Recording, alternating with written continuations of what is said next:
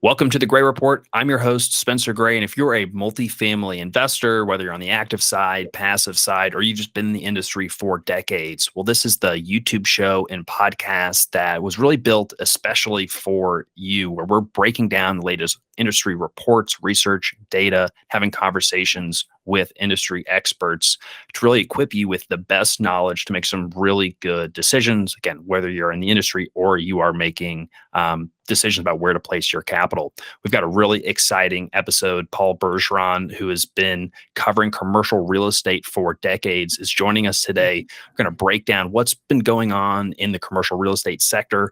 He's been prolific on writing articles covering kind of the day-to-day happenings as we've been going through a dynamic period over the last 12 to 18 months. In the last couple of days have only made things more interesting and more exciting. So let's just get into it.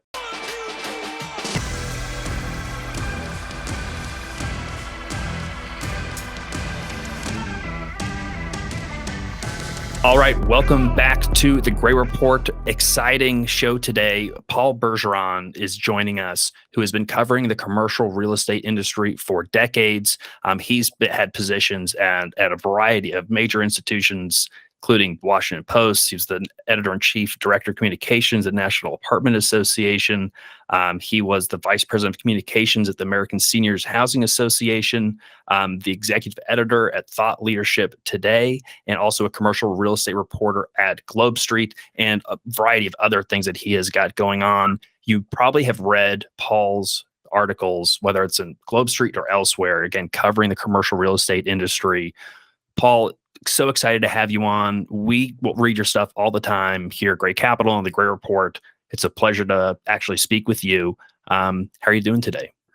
I'm doing great. I mean, March is one of my favorite months. I mean, you're talking about commercial real estate right now, and everyone said March Madness was the basketball tournament. Well, it sounds like it's more something to do with financing at this point. So never a dull moment. And never a dull moment. We thought things were exciting past several weeks and several months. I mean, it's been a volatile period.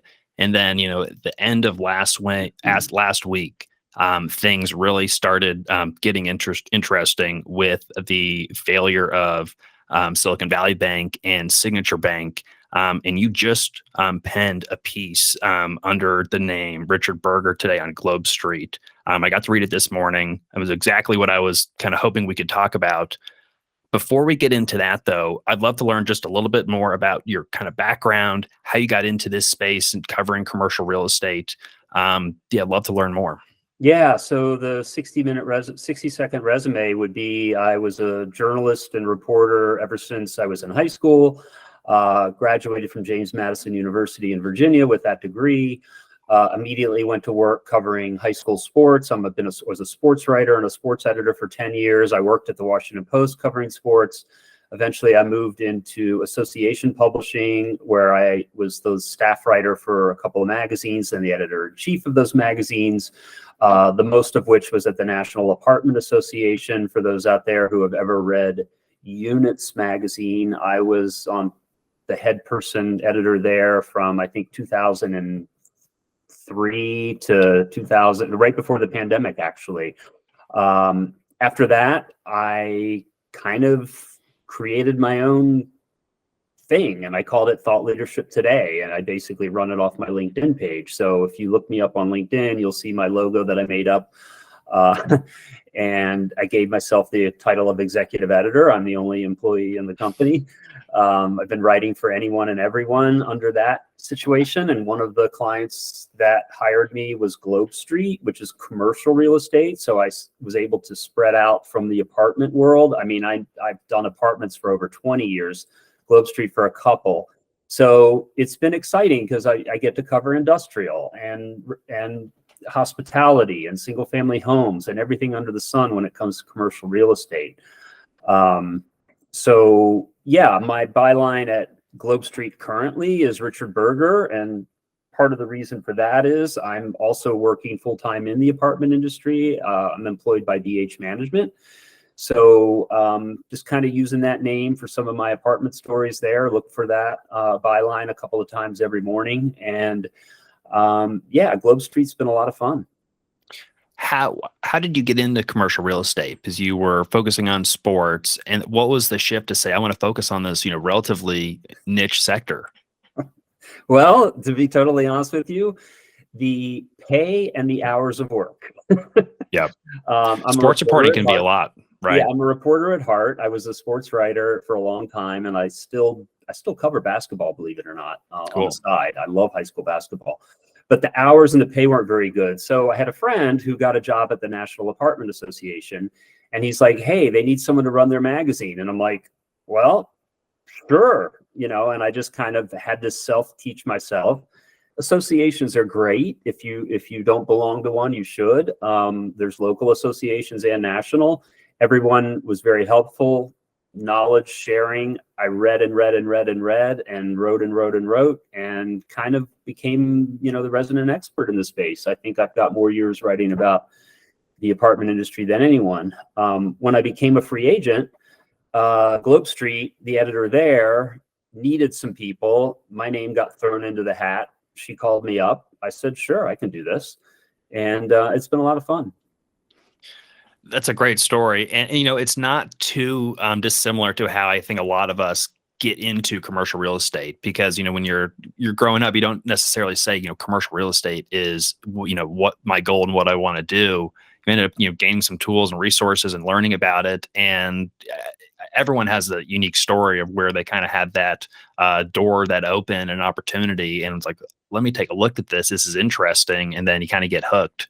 And it happened to me. I was a music major at college, and I still I was actually focused on production and recording, and so doing this and the podcast, I still get to use some of those skills, but not Mhm. necessarily core to day-to-day commercial real estate.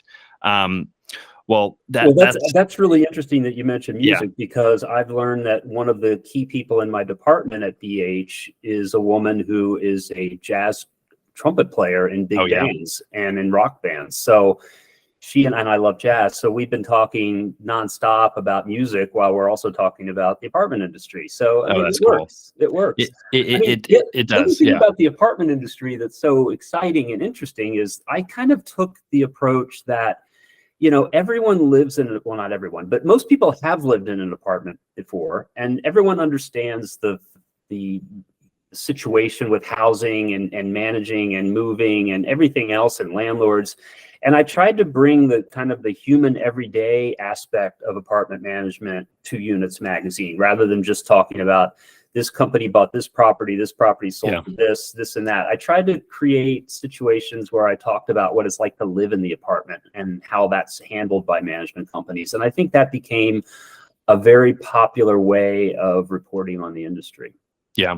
Well, that's refreshing, because so often it gets broken down into just, transactions and numbers. And while there's plenty of math and numbers, in the industry, sometimes you can lose that human element. Who are we really serving here? Mm-hmm. And oftentimes that focus can be on the investors, which is, true, but also, who at the end of the day, the customer is the actual resident, that renter in that property. And it's exciting on your move to BH, because I was reading a recent piece that you penned that covers some of the trends in management, property management, moving towards centralization and optimization, and really putting the resident first and the renter first. And that really resonated with me personally, because we at Gray Capital, we founded a property management company just less than a year ago, and we started bringing that in house. And so we're still in the process of building this new operation. And property management, it's a lot of details. It's very just operationally intensive, and new ways to look at it are going to be critical going forward, as costs of insurance, property taxes, labor, materials, everything is increasing. And so it's going to also in a period of declining rent growth and demand. And so being able to control those expenses is going to be critical going forward. And so that's just really fascinating that you're going to be having that opportunity. Have you always wanted to, I guess, work inside of the apartment industry and not just cover it? I don't know if I would have always wanted to do it, but it's always piqued my interest. And when this opportunity came up, and basically I'm writing content for them and things like that, I just thought it would be a nice adventure, and I'm sure it will be. So yeah. Yeah.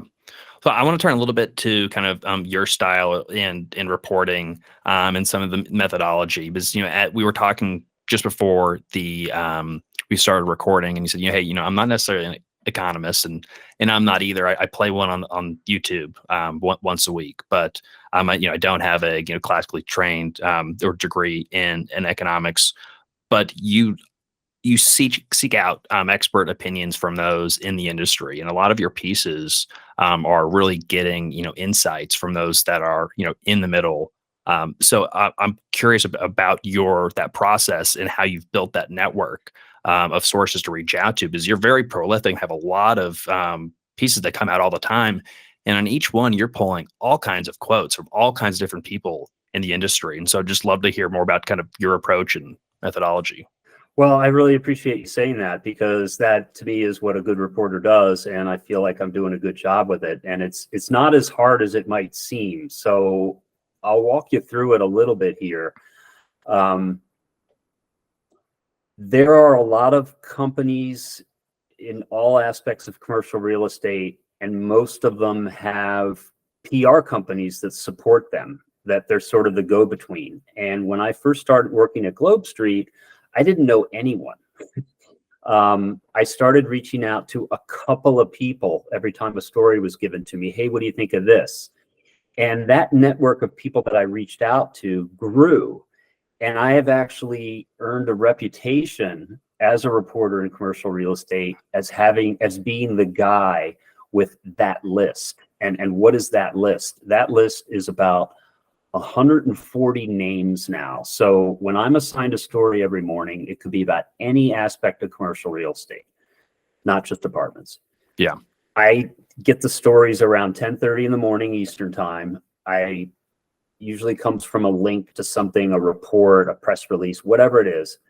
And I look at it and I decide how I want to approach it. And then I send it out.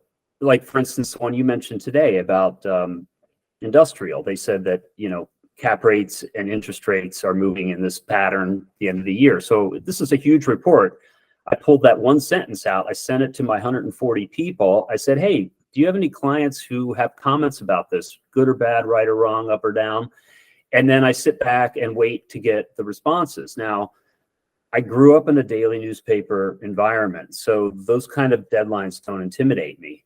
But basically, I give all these people about 5 hours to get back to me. And then I compile all of the responses and then try to make hay out of it, try to make sense out of it, build a story out of it, and then turn it in, before dinner. So, yeah.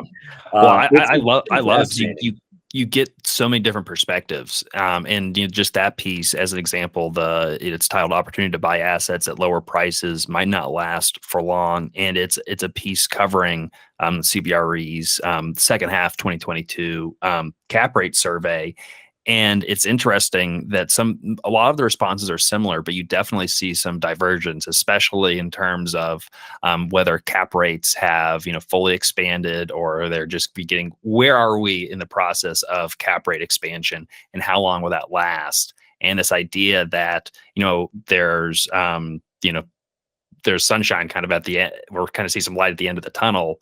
And maybe at the beginning of 2024, even at the end of this year, maybe we'll see interest rates decrease and cap rates maybe come back down, or at least not rise. But it was fascinating reading all those different opinions.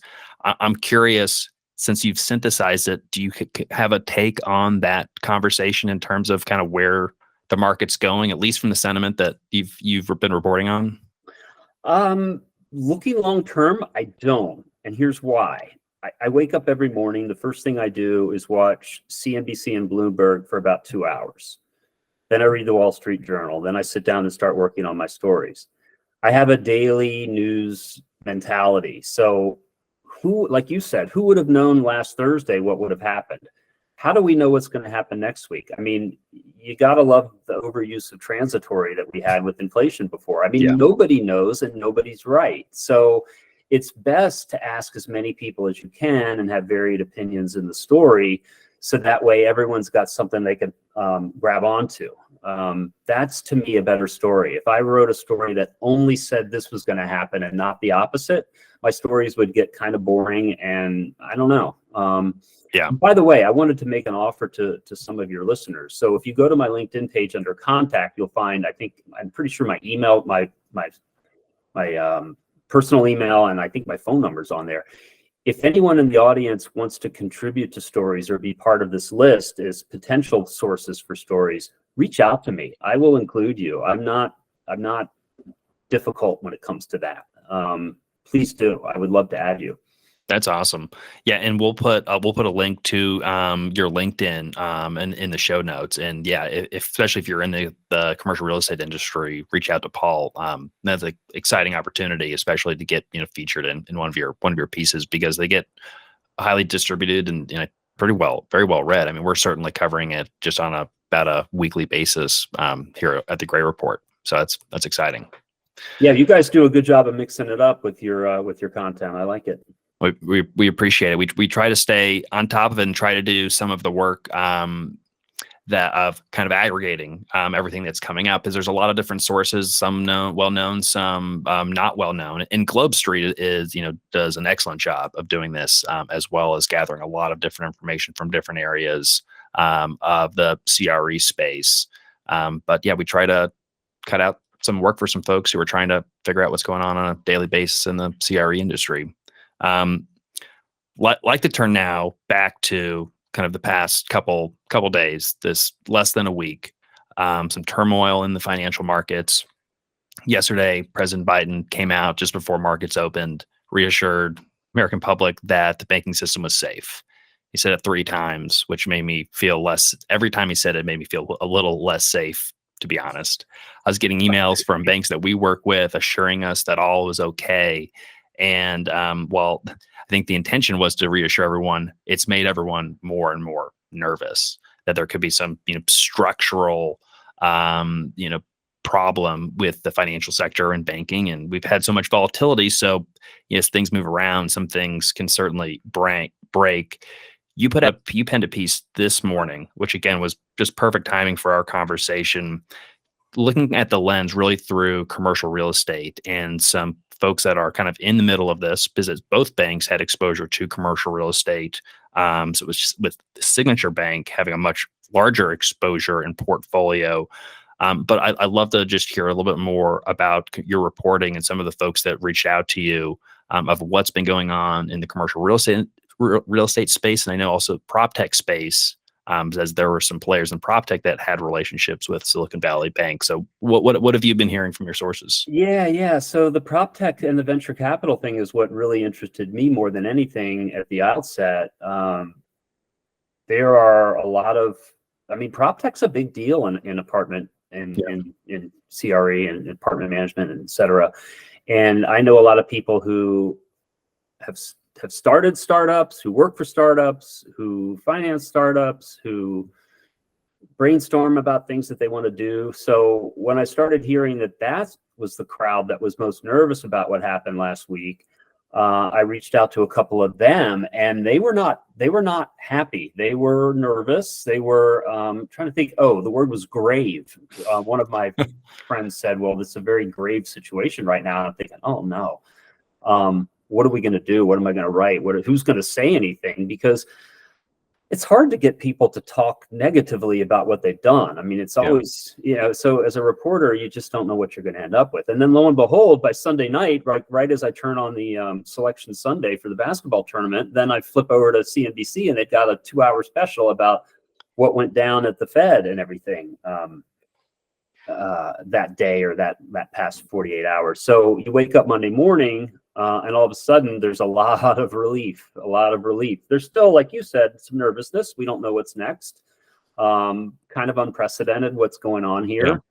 Yeah. And it's going to be take it one day at a time. I think it is. So we'll see. So basically I reached out to that list of people, and that's where a lot of the commentary I got was. And then I also reached out to some VC people that I knew. So a lot of the comments there are related to Proptech, and and the support that Silicon Valley Bank had given these companies, and how they're ingrained in the fabric of all Proptech and all that kind of thing, if you read the story. Yeah. But they're gone now. So it's going to be really interesting. The next conference I go to, and by the way, if you don't attend industry conferences of any kind, you should, because you can gather more in 36 hours than you can in 36 days being at home on email. So I get out a lot, and I think my next event is in 2 weeks in Washington, D.C. So I can't wait to see all my friends again there and understand how they're dealing with all of this. What are some of your favorite industry events that you try to attend every year? Because I agree, I love going to industry conferences and events. There's a lot of them, some big, some small. But oh my gosh, yeah, any ones that you go to regularly? There's a lot that I go to regularly. I also love the fact that a lot of these events are in really cool cities and really cool places, so that makes it even more fun. National Apartment Association has a series of conferences that I go to. The one that's in 2 weeks is in Washington, D.C. It's their government affairs event, so to speak. But you know what? They're still going to be talking operations and everything else while they're down there. The National Multifamily Housing Council, NMHC, if you're familiar with them, they have a string of events all year long. So they've hired me to write recaps for them of all of their events. The most recent one they had was end of January in Las Vegas. It was the Apartment Strategies Conference. That was a lot of fun. The biggest event of the year is in June in Atlanta, and it's called Apartmentalize. And I say it's biggest because it has the most attendees. So if you love networking, you can't beat it. There's also, there's, like you said, niche conferences all the time. Last week, I went to a build to rent conference in Nashville. There was about 1,100 people there, and the entire 2 days was focused on content about companies getting into the build to rent community space. Which is kind of a new niche for commercial real estate, and it seems to be getting some momentum. So it was good to meet new people and learn new things from that. I put a couple stories on Globe Street. I saw that. So curious what your thoughts are just generally about build to rent. I agree, it's relatively new. We've looked at a handful of BTR deals. Curious what you took away from the conference, and just what you've been hearing about the sector. It seems like kind of a no-brainer, can't miss situation if you can make it all work for you, because you think about the fact that there's so many people, depending on demographics or where they live or whatever, where an apartment might not be big enough. They might not really like apartment living, but they don't want to buy a house. And the single family home market lately has been kind of a nightmare because of interest rates, and mortgage rates have been going up, at least, for now. So people are like, okay, well, I'll just bide my time and rent a single family home with a yard. I might have a dog, that kind of thing. Yeah, I think it makes a lot of sense. Especially when you look at just the demographic trends of, millennials getting into that kind of family forming age of, settling down, getting married, having kids. And all of a sudden you need a little bit more space in a backyard, and buying a single family home right now is so challenging. So I think it's kind of a no brainer. I don't disagree. I think this was in my headline, but the thing about BTR that was so true and so interesting last week was, you talk about amenities, right? You've got a community pool, you've got a nice yard, you've got a playground, whatever you have, bike trails, whatever. The number one amenity, according to one panel, was storage space, because people want a place to put their stuff. And they said that if you provide a lot of storage space and people move in, they're not going to throw anything away, and they're going to be less inclined to move out. So therefore they're, as they say, a sticky renter. So if you have a choice between putting in a, I don't want to say another bathroom, but if you have room to put, if you have room to put storage, go for it. No, that's really smart and makes a lot of sense. I think that we talk about, just my wife, anecdotally, we're always talking about storage and needing more storage. And, probably after the kitchen and the bathrooms, I think storage is, and storage may be up there with bathrooms, probably just after bathrooms. But that's a great point. The only challenge I see in the BTR space is, and I'm sure some folks are figuring this out, but is just on the execution in the financing at times. We've looked at a couple of transactions where, it doesn't necessarily fit the agency's kind of box just yet, because it may not all be fully delivered yet. But some people certainly have figured it out and are doing some interesting things. And yeah, it's going to be interesting to just watch that Something to pay kind of attention niche. to. Absolutely. It's going to keep growing. I know that a lot of the investment sales shops are now kind of not necessarily separating, but they're trying to specialize and really ramp up their knowledge of that space to try to kind of help buyers get into it a little bit more. We've talked a little about operations. And again, you did a piece recently covering some of BH management's kind of steps towards centralization and optimization. Curious, just understanding your take, and it sounds like you focus on it or pay attention to kind of apartment operations pretty closely. We talked about how expenses have gone up. It's hard to find skilled folks to work in property management. What are some of the challenges and opportunities that you've heard about going forward for apartment operations? Yeah, when you talk about centralization, and people like to cling on to that as a trendy word, and whether it's the right word, I don't know. But as I mentioned in my story, this is kind of the year for expense control, because like you said, the rents aren't going up anywhere near like they were. So every little bit counts, and centralization can work in leasing and management to some degree for some companies in some markets. The key is to have a lot of properties in a small space so that you can borrow from each other, so to speak, or use each other in that way. If you have two properties that are 200 miles apart, you're not really going to be able to centralize anything. So it's not for everybody. But it does bring some efficiencies to the operation. Maintenance has been kind of getting into that too, which seems to me to make a lot of sense. Because companies are approaching maintenance a little bit differently sometimes. They might have a maintenance team that fixes things. They might have a maintenance team that turns apartments. They might have a maintenance team that deals with landscaping if you happen to be in a garden style. I mean, there's ways that you can divvy up the responsibilities that way to be more efficient. And what I also thought was interesting is, okay, so you're a maintenance person and they're hard to find. You're a maintenance supervisor, which means you're really good, you're experienced. And when you're good at maintenance, you want to do maintenance. That's your thing.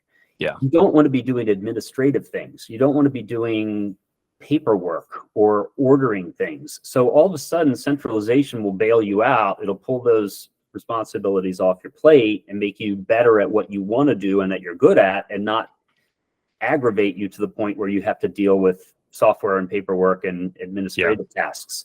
So to me, that's a move in the right direction. You hear these things, you think, well, gosh, why didn't they do that before? But it's true. That's kind of where things are going. It seems, once again, necessity is mother of invention. And, we've talked about it. I think these ideas have been around, especially centralized management. And I think some of that is just natural consequence of, hey, we've got two properties next to each other. Let's share a maintenance guy. I think it starts there. But thinking about maintenance and leasing and all of your operations from, how do we operate out of, hubs, whether it's spoken hub or, nodes, and however you want to organize your system. But it starts to make sense in certain areas. But putting the plan together, I think, is easier said than actually implementing that plan. And as you said, you need the economies of scale to make it work also. Yeah, I mean, think about it.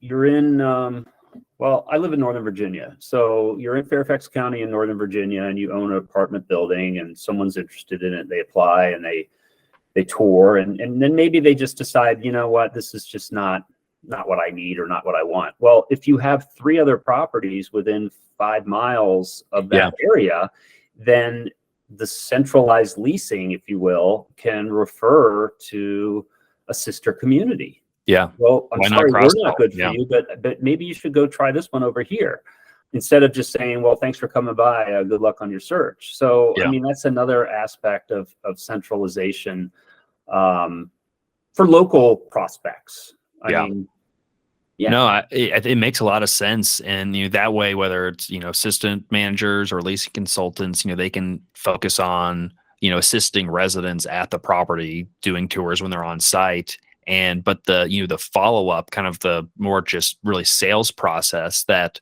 they're probably capable of doing, but maybe they have not received enough training to be true experts at following up. You can centralize that and keep in touch with those prospective residents. But again, having your on-site team focus on the current residents, I think you can have a better overall customer and renter experience. Yeah.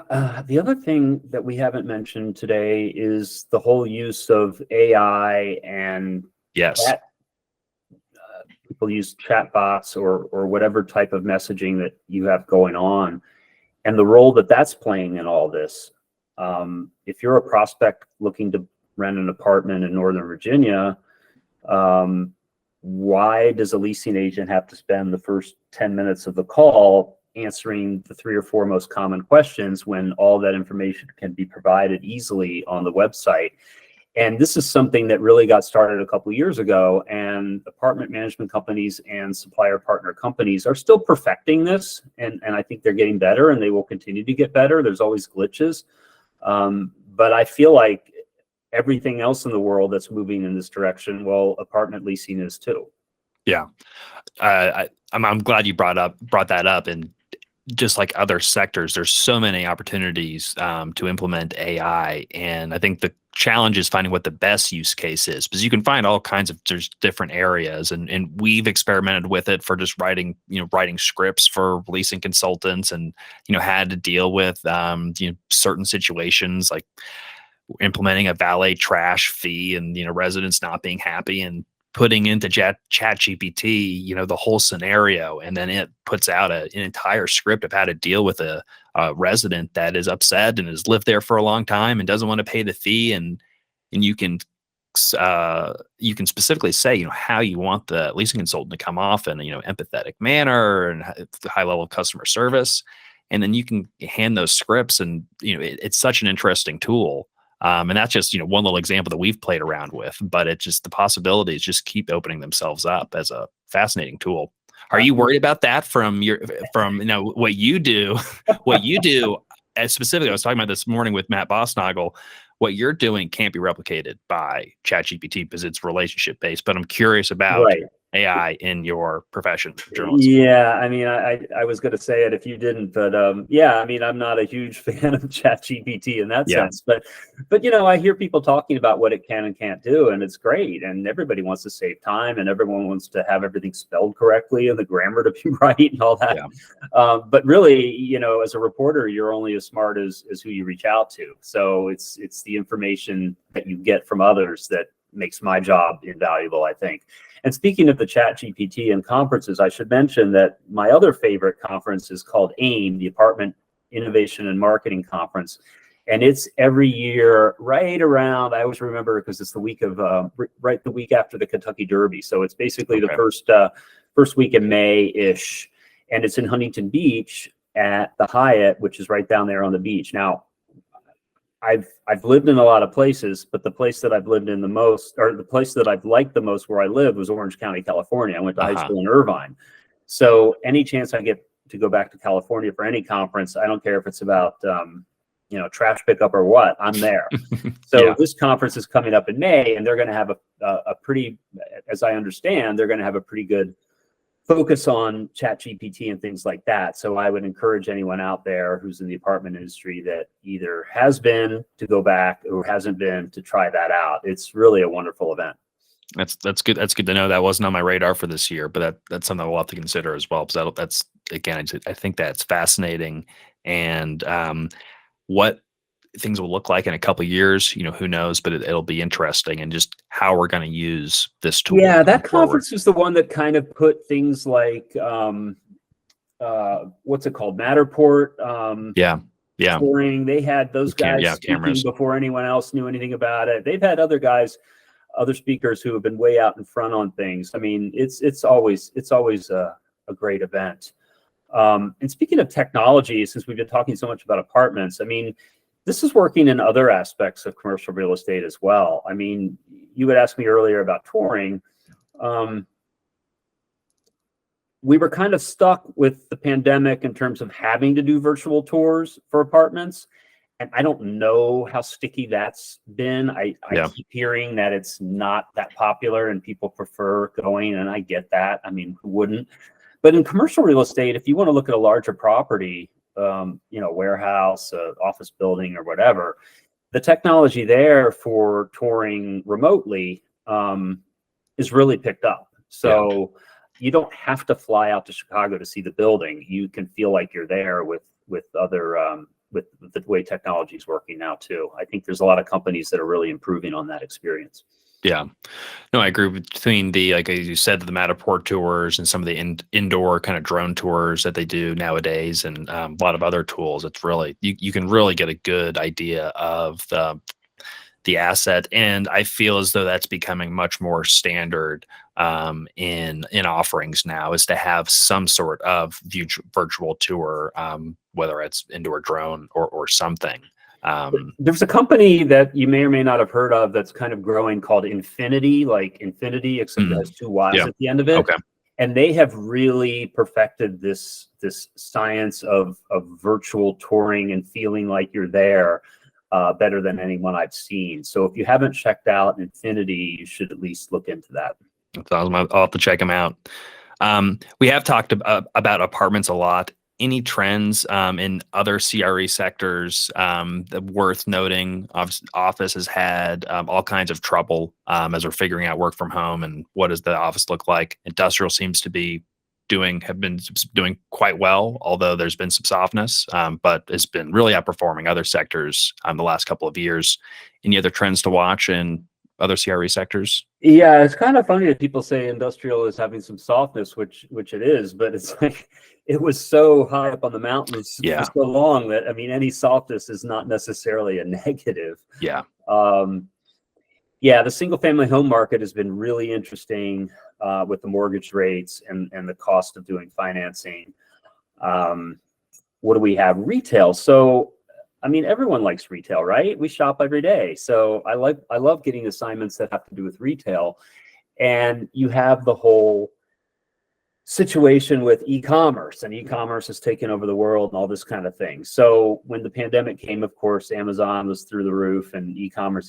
Well, now the retail people are trying to figure out how to get the customers back in the door, and they're doing a pretty good job of it. So like everything else, it's cyclical, and they're getting better foot traffic now. There's malls, maybe you have one there in Indianapolis, I don't know, that provide experiences, not just shopping. So you can bring the family, you can hang out, there's entertainment.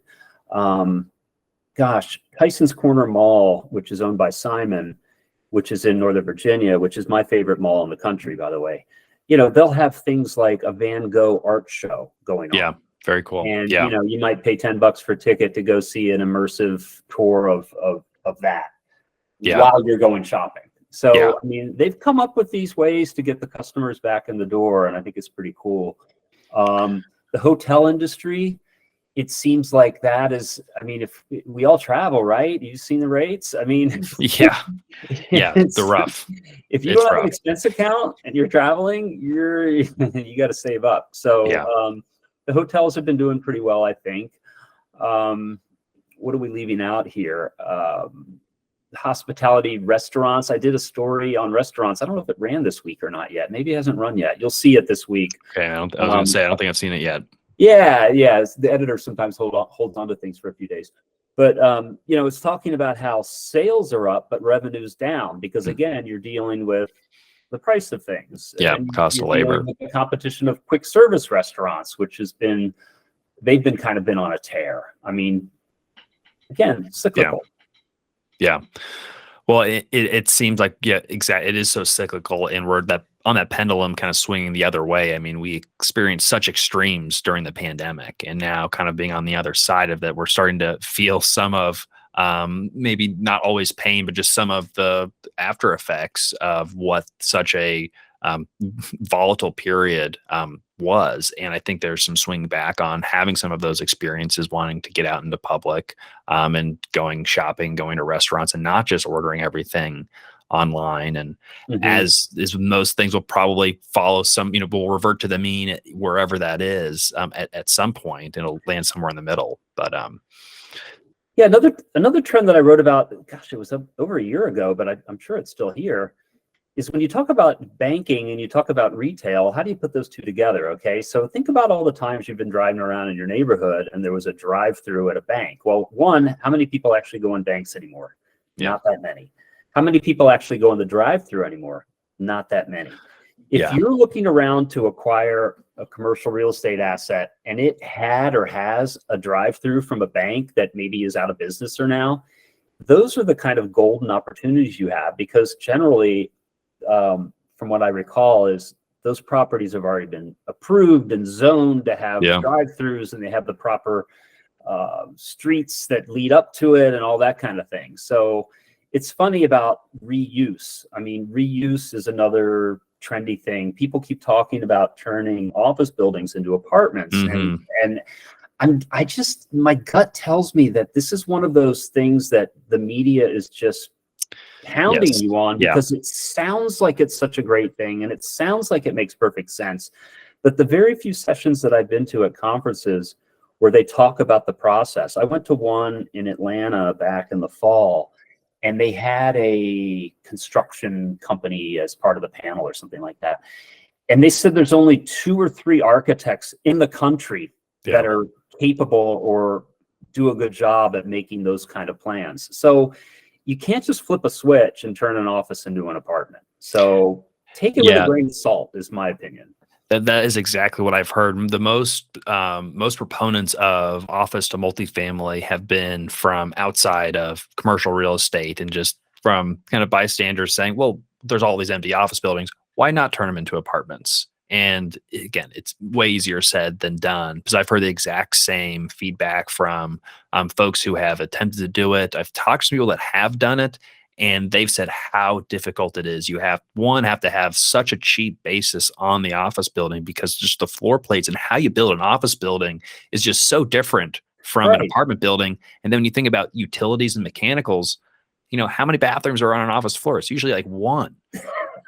There's not kitchens everywhere, so you have to it's completely Yeah, different. again, it's like that feel good thing, it's like Yeah, everyone wants it to succeed, but it's a self-fulfilling, um, and you talk about reuse too, is some shopping malls didn't survive, and for yeah, whatever reason, and they're talking about repurposing these shopping malls into residential space, which, okay, that's fine. But also some of these big box stores that maybe gave way to e-commerce or whatever, mhm, they're repurposing those spaces into smaller stores and trying to make that work. So yeah. reuse is a smart approach to real estate, I think.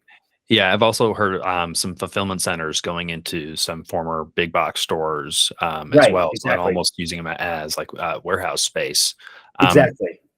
um, so, Paul, I think you're the perfect person to ask this question. I'm just curious on your opinion of coverage of the CRE space in the, I guess, larger financial like media, the CNBCs and Bloomberg. Because before we started, you said part of your routine is you watch some CNBC and Bloomberg and see what the news cycle is saying. And I do a similar thing. I typically are watching Bloomberg and CNBC, or listening in the morning. And I've noticed a lot more discussion on real estate, but especially commercial real estate in the last 3, maybe 6 months or so. Some of it on offices, some of it on multifamily. Curious on your take. Have you noticed that? And have you seen a difference in commercial real estate reporting on some of the broader financial networks? Mm, um, that's a great question, especially since I write about it every day. I'm Well, let me throw something, just one more piece out there. I guess my thought is, typically they're covering, assets that are publicly traded, that someone can, go on E-Trade or whatever, and actually, buy or sell, go and buy and sell the stock. Illiquid investments, private equity, it's not always as sexy. You can't make an action on it right then and there. It's more niche. I've always assumed that's why I didn't always get as much coverage. And the stock market is obviously, huge and easier to cover on a day-to-day basis. Here's my take, and we could talk another hour about this. Yeah, I'm sure. Maybe we will another time. But when you're on TV, it's different from print. It's different from an online story. So you have to take that into consideration because of ratings and clicks and headlines and clickbait and all that kind of thing. But what I notice a lot about any reporting, including commercial real estate, including basketball, whatever it is it's very much a copycat industry. Who's the first person to get the story, and then right away everyone else wants to write very similar to it, and they're thinking, well, if they didn't hear it yesterday from this outlet, well, now we look good because we're first. The thing that you have to think about when you're a reporter is you have to approach a topic and try to come up with an angle that no one else has written, and that's not easy. I feel like I did that a lot at Units Magazine, by the way. So for anyone who read when I was there, writing 3 stories a day, that's 15 stories a week on Globe Street. I cover the same topic over and over again. It can get a little bit repetitive. It can get a lot repetitive. It's my job to go out and find something different about this angle. What can we talk about that's different? And that's why you read so many other, or watch or read so many other outlets, because you're hoping you could pick up on something that outlet didn't amplify that you could. Yeah. So to me, that's the way that works. When you read, to me, the Wall Street Journal is so superior to any other publication in terms of news and maybe not breaking news, but just features and analysis of anything to do with really anything, real estate, anything to do with business. If you aren't reading that, then you're a day behind, because that's the publication that a lot of these TV places will read and then repurpose that content. I'm looking at things like 3D printing. I mean, we haven't even talked on that yet, but there have been some fascinating stories that CNBC has done. Diana Olick, if you know her, where she goes out to these 3D printing sites. It's really, really cool. So I give her a lot of credit there. She went and found something that a lot of people hadn't reported on, in my opinion. I just started watching Bloomberg Surveillance. I don't know if you watch that in the morning. Yeah, I do. I do typically. I used to be a CNBC guy all day long.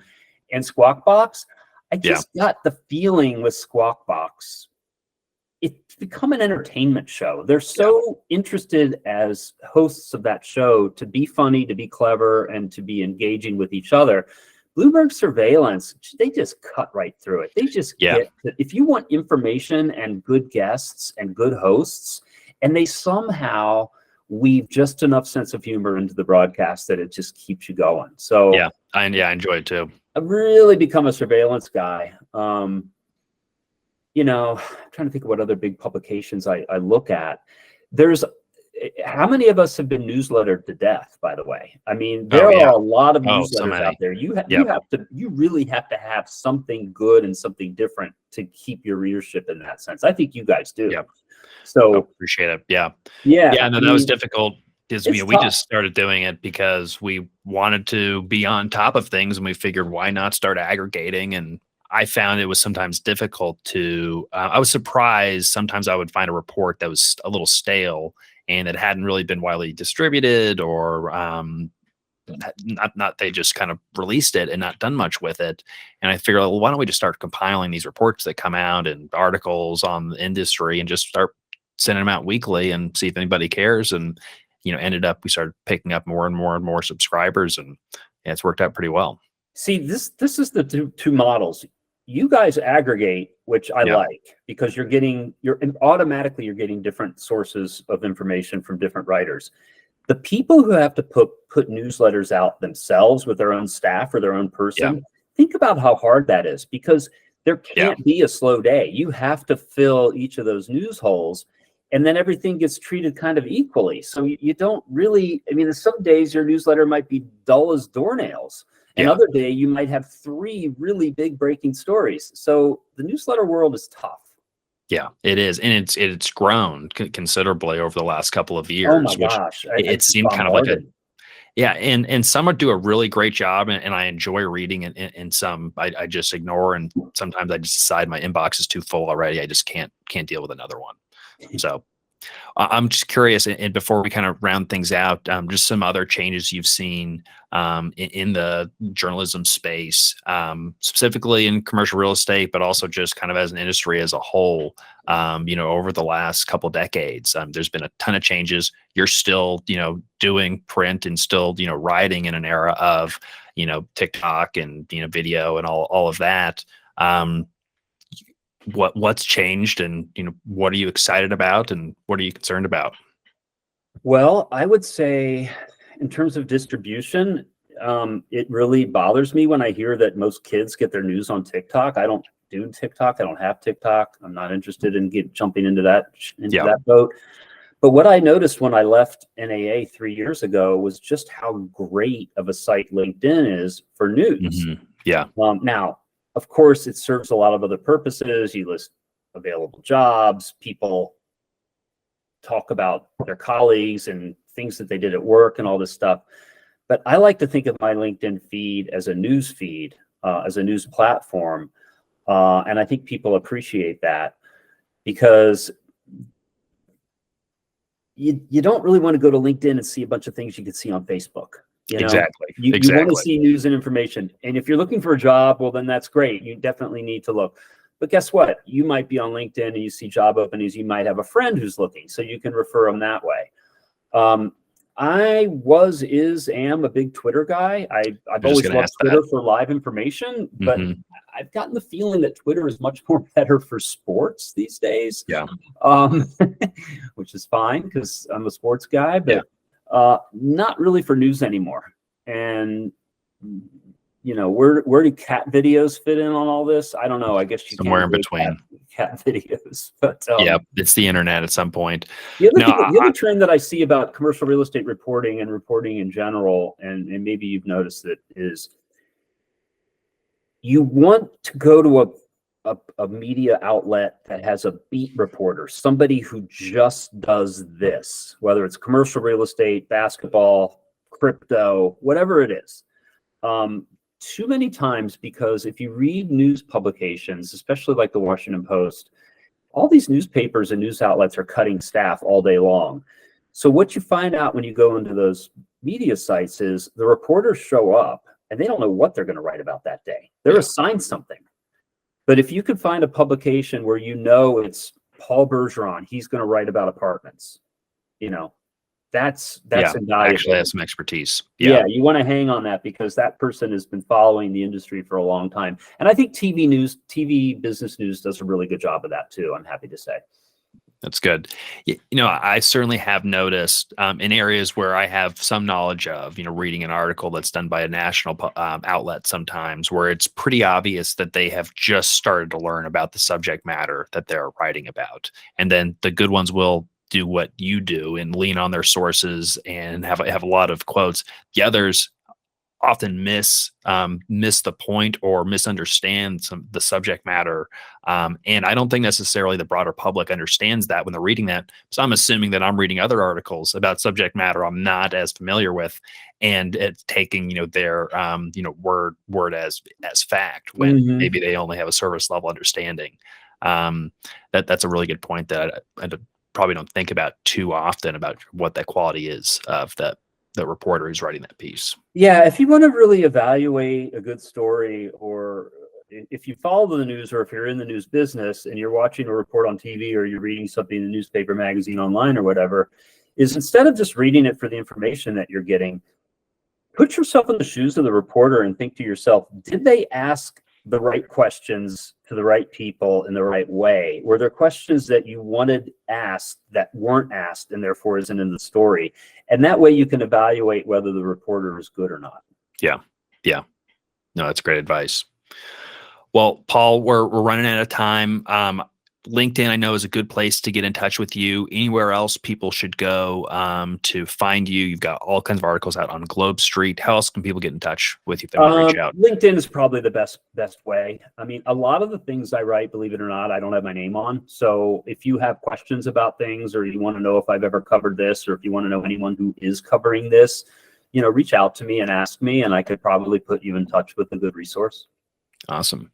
Wonderful. Well, Paul, I hope we can have you back on another episode of the Great Report at some point. Your insight is really interesting and valuable, and someone who's been there for for a couple decades now in different parts of the industry, looking kind of outside as a journalist, also kind of working inside some of the larger associations in the industry, and now with your new position at BH Management, it's really exciting as well. So you've had a lot of different vantage points in the industry.